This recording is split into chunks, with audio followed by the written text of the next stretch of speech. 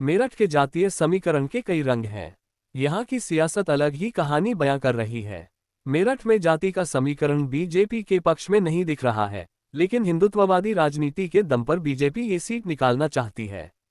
दरअसल बीजेपी ने यहां रामायण के राम को उतारकर पूरे उत्तर प्रदेश को अयोध्या के राम की याद दिलाने की कोशिश की है। बीजेपी की पूरी कोशिश है कि चुनाव में वोटर अयोध्या में बीती 22 फरवरी को हुए प्राण प्रतिष्ठा के कार्यक्रम को भी याद रखें। साफ है, राम की जीत राम भरोसे पर ही टिकी है। मेरठ लोकसभा सीट से समाजवादी पार्टी ने दलित वर्ग से आने वाली सुनीता वर्मा को टिकट दिया है और बहुजन समाज पार्टी ने अगड़ी समुदाय से आने वाले देवव्रत त्यागी को चुनावी मैदान में उतारा है। गोविल एकदम साफ सुथरी छवि वाले बीजेपी उम्मीदवार हैं। उनके खिलाफ कोई आपराधिक मुकदमा दर्ज नहीं है और न ही उनके पास कोई हथियार है। वह वसोवा विधानसभा क्षेत्र से मतदाता हैं।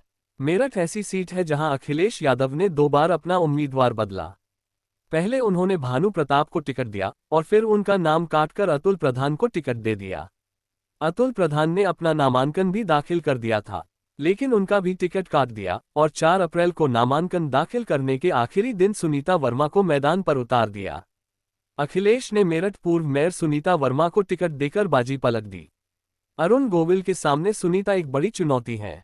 सुनीता वर्मा का राजनीतिक सफर 1.5 दशक पहले जिला पंचायत सदस्य के तौर पर शुरू हुआ था। 2017 में वह बसपा के टिकट पर महापौर का चुनाव लड़ी थी और बीजेपी प्रत्याशी को हरा दिया था। 2017 में सुनीता वर्मा को मुस्लिम दलित समीकरण के सहारे ही जीत मिली थी।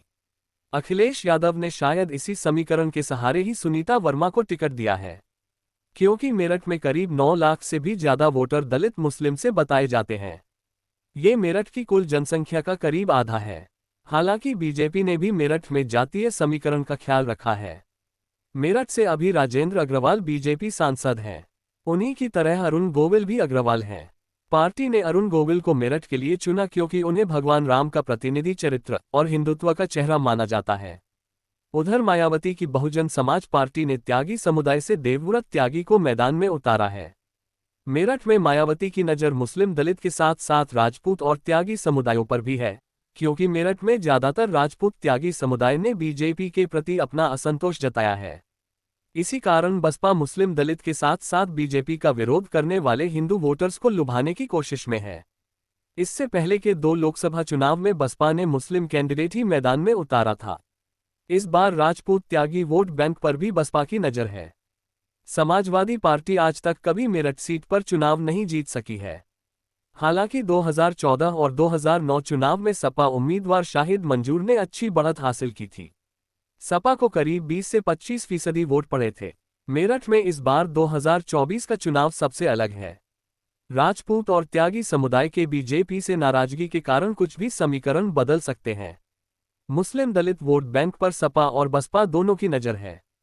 खैर, तीनों ही दल सभी समुदाय के लोगों को लुभाने की कोशिश में लगे हैं।